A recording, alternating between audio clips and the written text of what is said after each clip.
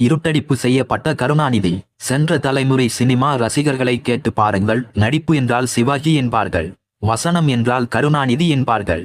ஆனால் அந்த கருணாநிதியின் பெயரையும் இருட்டடிப்பு செய்த காலம் ஒன்றுண்டு. 1940களின் மத்தியில் ஏவி மெய்யப்ப செட்டியாரின் சினிமா தயாரிப்புகள் பெரும் வெற்றி பெற்று வந்தன. அந்த காலத்தில் அவரின் படங்களை விநியோகம் செய்து வந்த P.A. பெருமாள் மெய்யப்பருடன் சேர்ந்து ஒரு படம் தயாரிக்க வேண்டும் என்று ஆசைப்பட்டார். அதே நேரத்தில் தேவி நாடக சபா நடத்தி வந்த பராசக்தி நாடகம் புகழின் உச்சத்தில் இருந்தது. வசூலில் சினிமாவை எல்லாம் பின்னுக்கு தள்ளி அள்ளி குவித்தது. இந்த நாடகத்தை எந்த ஊரில் நடத்தினாலும் அந்த ஊரின் சினிமா வசூல் படுத்தது. இப்படி மக்கள் அலைமோதும் அளவிற்கு அந்த நாடகத்தில் என்ன இருக்கிறது என்று தெரிந்து கொள்ளுவதற்காக மெய்யப்ப செட்டியாரும் பெருமாளும் கடலூருக்கு சென்று பராசக்தி நாடகத்தை பார்த்தனர். நாடகம் பிடித்துவிட்டது.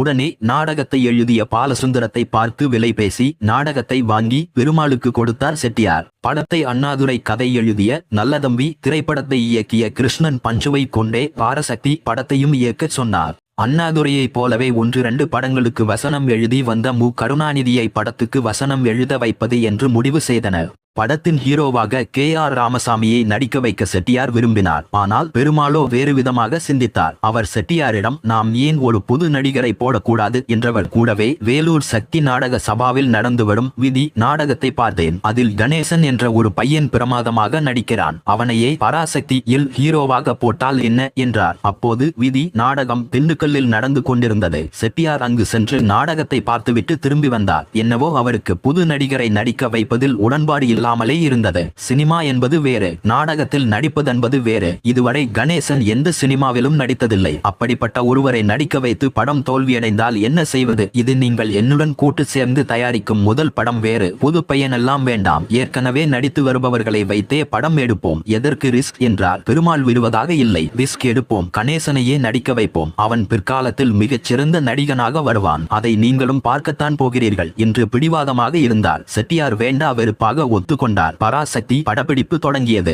சுமார் 3000 அடி படம் எடுத்த பின் அதுவரை எடுக்கப்பட்ட படத்தை செட்டியாருக்கு போட்டு காட்டப்பட்டது. படத்தை பார்த்த செட்டியாரின் முகத்தில் அப்படியொரு மகிழ்ச்சி. இந்த பையன் தமிழ்நாட்டுக்கே பெரும் புகழ் சேர்ப்பான், இவனே தொடர்ந்து நடிக்கட்டும் என்றார். பராசக்தி 1952 அக்டோபர் 17 ரிலீஸ் ஆனது.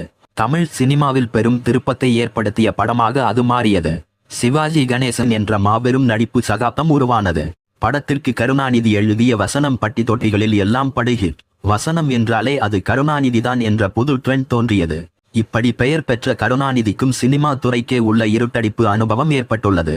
அது அபிமன்யு படத்தின் மூலம் கிடைத்தது. 1948 அந்த படம் ரிலீஸானது.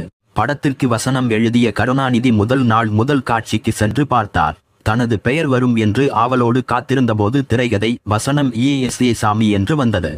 தனது பெயருக்கு பதில் அன்றைக்கு பிரபலமாக இருந்த ஒருவரின் பெயர் வந்திருப்பதைக் கண்டு படத்தின் தயாரிப்பாளரான ஜூபிடர் சோமுவிடம் போய் கேட்டார். அதற்கு அவர், உன் பெயரும் பிரபலமாகட்டும், அதுவரை பொறு என்றார்.